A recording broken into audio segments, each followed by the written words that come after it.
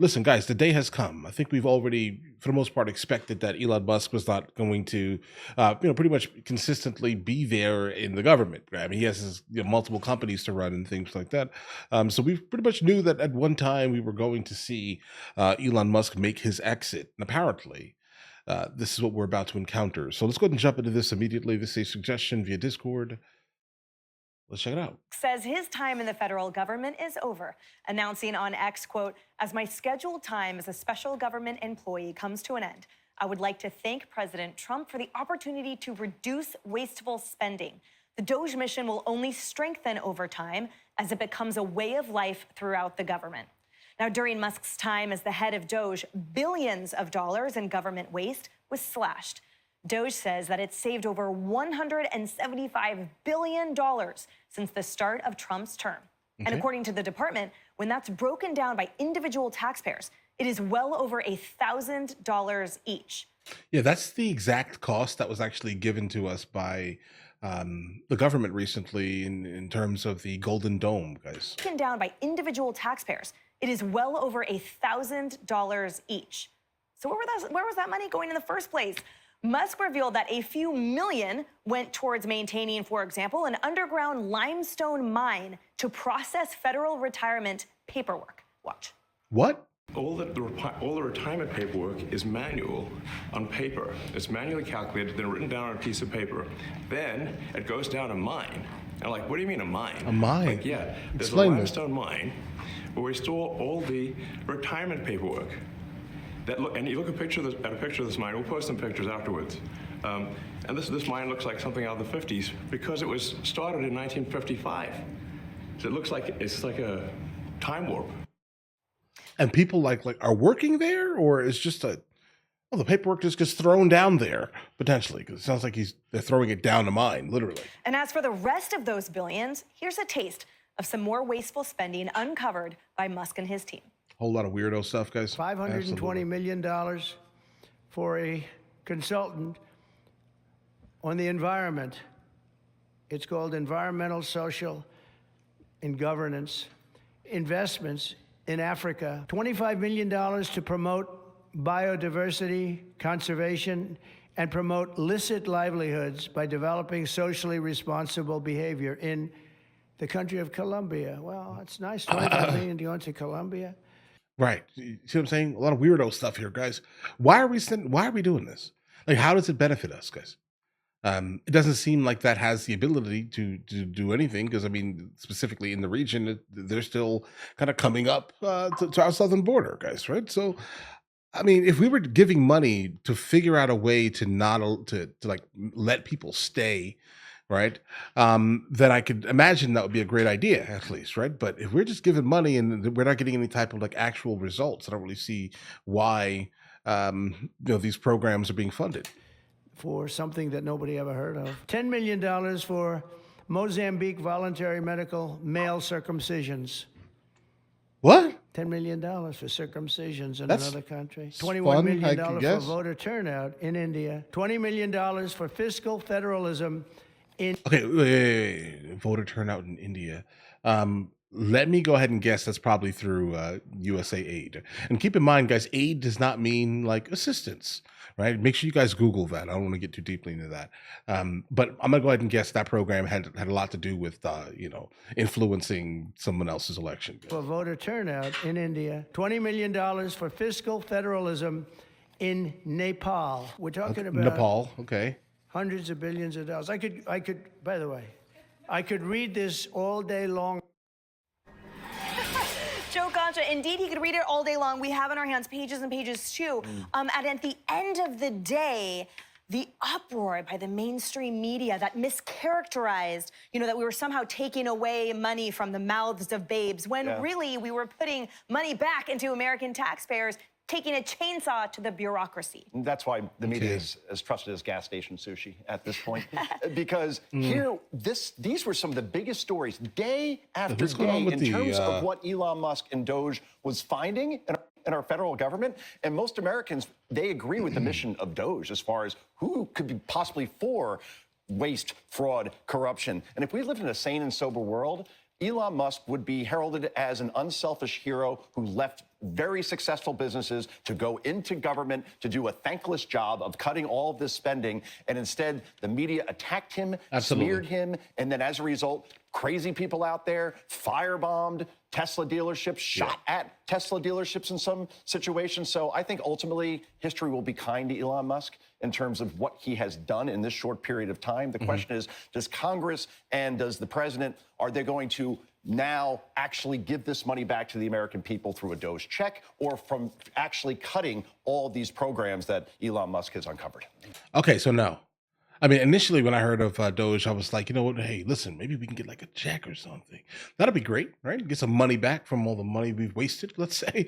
But with all of these programs that are starting to kind of pop up, Tom Homan specifically, talking about 10xing the amount of, ICE agents specifically there, that's going to bring up the cost a gigantic amount by 10xing to get the number of 90,000, secondary offense, dangerous, let's say, immigrants that have come through the border, guys, let's say. And then also at the same time, the Golden Dome, the current cost is $175 billion. And they're speculating that it should be done in about 4 to 5 years or so. Now, if that's the case, then no, we're not getting anything back. The money just basically being diverted from, one side's programs, let's say, to another side's programs. That's just, I was hoping for, a little bit more than just specifically that. But if some of these things can come to fruition, I don't see how that would actually negatively affect, let's say, the people of America, guys, at least. But let's continue. And Kaylee, I think, to Joe's point, there is obviously a massive amount of line items that are shocking, and also the butterfly effect. And what I mean by that is, for example, when Elon Musk shared with the public that because of a lack of requirement to have a line item for Treasury payments, $4.7 trillion in payments were untraceable. Wow. That they just went out there so a small requirement had a massive impact that now, thanks to that requirement, will hopefully shut off the spigot moving forward. Yeah, as Elon Musk said, the DOGE legacy will live on. And to Joe's point, I think you're spot on. I've written in my notes, Elon Musk had the ultimate thankless job. You're looking at the richest man in the world who signed up despite everything he has going on, SpaceX sending rockets into space, Neuralink implanting things in the minds of people with paralysis to help them in their lives. That's before you get to Tesla. He signed up for this job. And when you're the richest man in the world and you sign up to be on one side of the political aisle, you're going to get targeted. Not only that, he signed up for the worst job in the world. No one in Washington cut spending, not Republicans, not Democrats. Right. Maybe they will with this big, beautiful bill. We'll see. But no one cut spending. He signed up to do the worst job despite the resume he had. And I thank him for that. But finally, I would just say to your point about Congress, House Speaker Mike Johnson said they do want to codify a lot of this. Don't want to get too nuanced, but it's discretionary spending, not mandatory. Right. Exactly. So it won't be in the big, beautiful bill, but they are going to get a rescission package from the White House. So DOGE will live on, hopefully, legislatively as well. Which was my question and tee up to Jerry. So talk to us about the codification, because that will be the only way to cement the legacy for the American people of Elon Musk. Well, and that's what's critical, right? You know how hard this job is when the most intelligent, accomplished human being in the country goes after it and can't get it done, right? Does not finish. I mean, his numbers are impressive, but we are a long way from wringing all the waste out of our government. And I think the major contribution of Elon, and what I thank him for, is that he's shown a light on spending we had no idea was occurring. He showed us the degree to which... I mean, guys, I do think that we definitely had an idea that money was absolutely being wasted, but we could not actually pinpoint it. He absolutely made it so we could kind of pinpoint all of the crazy things that the government basically has been wasting money on. Legislators, regular folks on Capitol Hill have absolutely no respect for taxpayer dollars. And that is the thing that sets me on fire. That's my money. You've got to use it responsibly. And hopefully now, taking baby steps forward, we're going to be able to get closer to more consistent views on how to spend the American taxpayer dollar. It's critical we do it right. And up until DOGE was created, we had to open the books. We had Adam Andrzejewski's legacy, but the amplification of Elon Musk, and obviously with the position, the creation of DOGE, helped really just shine that huge light.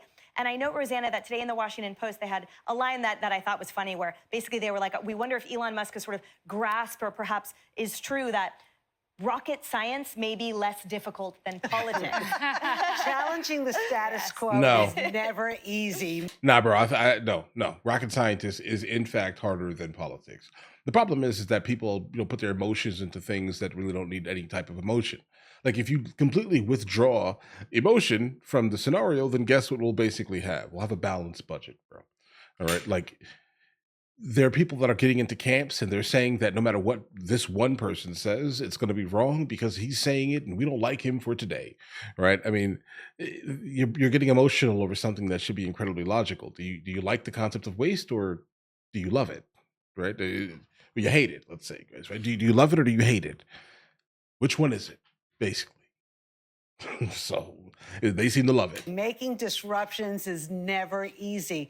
Don't forget, what did he make in 130 days going through all the facts and figures? He made zero. In fact, he's probably leaving this at a deficit. Right. He His is. Tesla stock in the, not doing well, Not Jerry? doing well. Not doing well. No. Maybe now that he moves on, he can figure out his company. But let's face it, all he wanted to do was cut the fat and do it quickly. Shine a light on some of these items that our money was going toward.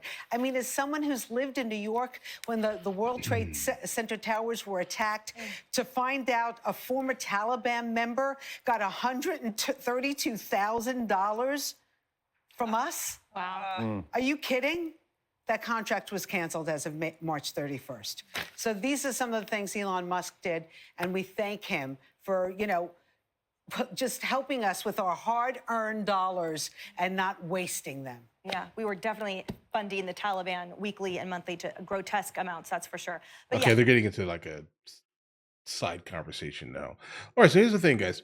When it comes to like, what did Elon Musk actually get from this? Nothing. He got hate.